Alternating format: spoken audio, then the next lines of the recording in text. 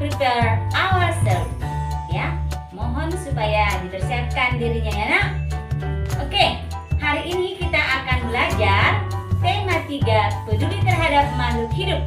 Subtema 3, ayo cintai lingkungan. Pembelajaran yang ketiga. Let's study together. Mari kita belajar bersama. Oke, tujuan pembelajaran kita hari ini diharapkan setelah belajar ini peserta didik MEM semuanya mampu membuat laporan wawancara dengan baik. Yang kedua, para peserta didik mengetahui pentingnya penghijauan untuk pelestarian sumber daya alam yang ada di sekitar kita. Oke? Laporan wawancara. Nah, apakah kamu masih ingat nak cara membuat laporan wawancara? Nah, dalam membuat laporan wawancara harus mencakup hal-hal berikut. Ada 6 ya nak. Yang pertama ada topik wawancara. Jadi di laporan wawancara harus kita tuliskan topik wawancara ya nak. Yang kedua harus kita tuliskan sebagai narasumbernya siapa. Kemudian nama pewawancara harus ada ya nak. Kemudian waktu dan tempatnya juga harus kita cantumkan di laporan. Kemudian hasil wawancara. Ini mencakup pertanyaan dan jawaban para narasumber. Kemudian yang terakhir kesimpulan dari wawancara. Nah, yang 6 ini harus kita lampirkan di dalam laporan wawancara. Nah, contoh. Nah, ini sudah saya ambil contoh laporan wawancara teman kita Japier Siregar ya nak. Di sini dia tuliskan topik wawancaranya budidaya tanaman hias yang marak terjadi selama pandemi COVID-19. Ya, boleh ya. Kemudian narasumbernya siapa? Di sini sebutkan Ibu Marsia Epalina Borusitorus. Ya, dia sebagai narasumber. Ibu ini seorang ibu rumah tangga yang banyak membudidaya tanaman hias di rumahnya sendiri. Oke. Pewawancaranya adalah Japier sendiri ya nak. Waktu dan tempat. Ya. Japier menulis di sini hari Senin 20 September. Waktunya pukul 12 WIB. Kemudian tempatnya kediaman Ibu Marsia Borusitorus. Ya, harusnya dituliskan juga alamatnya ya nak. Kemudian hasil wawancaranya. Nah, kita perhatikan. Siapakah nama ibu? Nah, Marsia Epalina Borusitorus. Sejak kapan ibu menyukai tanaman hias? Sejak Februari 2020. Wah, ini sejak mulainya pandemi COVID-19 ini ya. Kemudian mengapa ibu memilih membudidayakan tanaman hias? Nah, karena kurangnya lapangan pekerjaan selama pandemi COVID-19 dan menghilangkan stres katanya. Jadi, bisa menghilangkan stres juga kalau melihat tanaman-tanaman hias ya nak. Kemudian, media apa yang ibu gunakan untuk bertanam tanaman hias? Ya, media yang digunakan ada kompos dan dari kotoran bebek. Ya, bagus ini kompos dari kotoran bebek ya. Kemudian, apa saja yang biasa ibu lakukan untuk merawat tanaman hias ibu? Dengan menyiram dan memupuk. Oke, bagus. Inilah hasil wawancara antara Japier dengan Ibu Marsia tadi anak. Ibu Marsia Epalina Borusitorus tadi. Oke. Good. Next. Apakah ibu juga menjual tanaman hias yang ibu tanam ke pasar? Nah, tidak. Tanaman hiasnya saya hanya untuk dinikmati sendiri, untuk memanjakan mata dan pikiran saya. Nah, inilah hasil wawancara antara Japier dengan Ibu Marsia. Nah, kesimpulan yang dibuat Japier.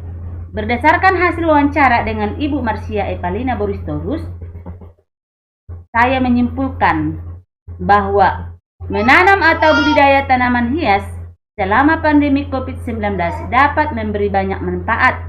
Selain dapat mengisi waktu selama PPKM, dapat juga menaikkan imun tubuh dengan melihat tanaman hias yang indah dan juga bisa juga sebagai pendapatan sampingan.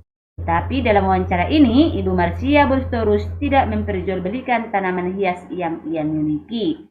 Nah, inilah sebagai kesimpulannya. Jadi, bagian-bagian laporan ini sudah lengkap dibuat teman kita oleh Japier. Nah, kemarin sudah saya periksa ya nak, beberapa orang. Ada yang hanya menuliskan daftar pertanyaan dan jawaban narasumber.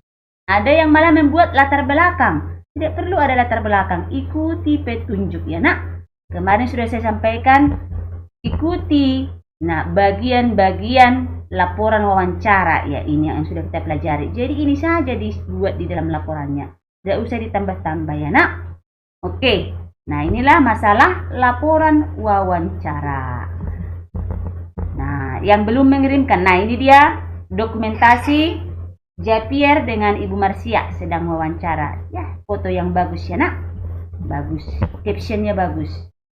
Ya, actionnya bagus. Nah, pentingnya penghijauan sebagai upaya pelestarian sumber daya alam. Pelestarian sumber daya alam dapat dilakukan dengan melakukan penghijauan di sekitar kita.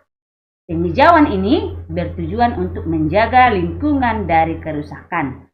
Jadi kalau kita menanami pohon, menanami tanaman, bunga-bungaan, ya itu namanya kita sudah melakukan penghijauannya nak. Nah, membenahi tanah bekas galian, pertambangan atau memupuk tanah untuk mengembalikan kesuburan tanah. Nah, jadi kita penting melakukan penghijauan sebagai pelestarian sumber daya alam. Nah, itu coba perhatikan ini adalah kecambah ini ya nak.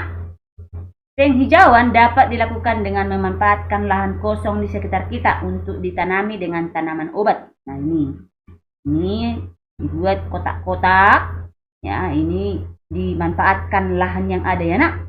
Nah, tanaman obat keluarga adalah tanaman hasil budidaya rumah yang berkhasiat sebagai obat. Ya, jadi kalau di sekitar rumah kamu ada lahan kosong, boleh dimanfaatkan untuk tanaman-tanaman yang bisa bermanfaat. Misalnya ada jahe, lengkuas, sirih yang bisa dijadikan sebagai obat. Nah, dimanfaatkan lahan yang kosong yang ada di sekitar kita. Nah, coba perhatikan ini. Tanaman obat keluarga biasanya ditanam di halaman rumah.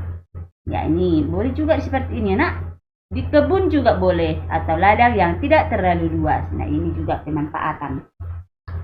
Nah, manfaat tanaman obat keluarga adalah memenuhi keperluan keluarga akan obat-obatan sederhana dengan mudah dan praktis. Nah, contohnya kunyit, ya nak, kunyit, jahe, kemudian sirih bisa kita tanam di lingkungan rumah kita, yang bisa kita manfaatkan untuk obat keluarga. Nah, contoh manfaat tanaman obat, ya ini adalah temulawak ya nak, mirip seperti kunyit, tapi dia lebih besar dari kunyit.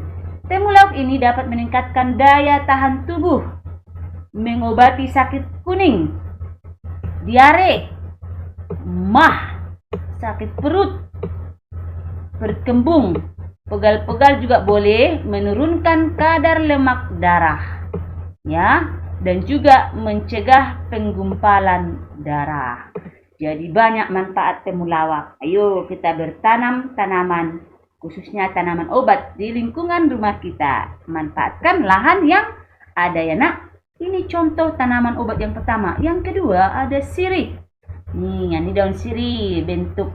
Lihat dulu daunnya nak sayang. Ini daunnya bentuk tulangnya melengkung ya nak. Ini tulangnya melengkung. Jadi jenis daun melengkung ya nak. Nah, daun sirih ini bisa dimanfaatkan untuk mengobati batu, antiseptik, atau bisa membunuh kuman ya nak. Antiseptik bisa membunuh kuman. Nah, apalagi sekarang masa pandemi COVID-19, disinfektan bisa kita manfaatkan ini daun sirih dengan jeruk nipis sebagai antiseptik. Kemudian bisa juga untuk obat mimisan, bisa juga sebagai obat kumur ya nak. Ya, obat kumur membunuh kuman-kuman yang ada di mulut kita. Yang berikutnya daun seledri. Nah, Daun seledri atau daun sop ini nak, ini biasa digunakan untuk menurunkan tekanan darah tinggi. Tekanan darah tinggi anak. Jadi hipertensi, bisa obat hipertensi ini diminum airnya.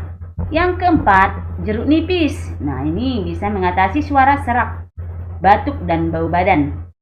Bisa juga menambah nafsu makan, mencegah rambut rontok, ketombe, mengobati flu dan demam. Jadi boleh juga obat flu dan demam. Ya nak, dicampur dengan minyak lalu diolesi di badan kita. Nah, yang kelima ada kunyit. Nah, kunyit ini bisa dijadikan sebagai ramuan jamu. Siapa suka minum jamu? Ya, saya suka minum jamu ya nak. Jamu selera makan, jamu untuk kesehatan tubuh. Nah, bisa juga menghilangkan gatal-gatal. Jika ini mencegah kanker, ya, penyakit kanker, menurunkan kadar lemak darah atau kolesterol. Nah, inilah manfaat kunyit. Bisa kita ramu, olah menjadi obat ya nak. Oke, pembelajaran kita hari ini sudah selesai ya nak. Semoga dapat dipahami dan dimengerti. Thank you for your attention. See you tomorrow and bye-bye.